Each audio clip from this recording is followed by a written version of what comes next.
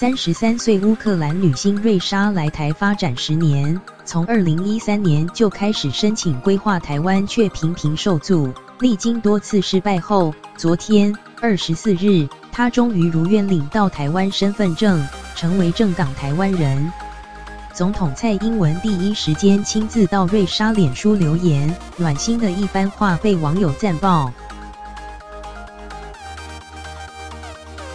瑞莎昨天在脸书上晒出一张自己拿着身份证的照片，写道：“我是正港的台湾人，只能说谢谢你们。”贴文发出不久后，总统蔡英文亲自在底下留言表示欢迎你加入台湾这个大家庭，让不少人又惊又喜，直呼总统也来了。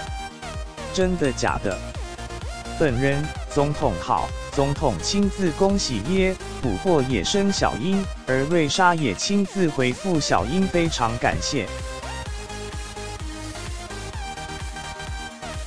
此外，内政部长徐国勇也亲自留言，我们诚挚的欢迎瑞莎小姐加入台湾大家庭。常郑文灿则说，谢谢瑞莎在桃园的龙潭国中和双龙国小担任义务教练，指导韵律体操选手，恭喜你成为正港台湾人。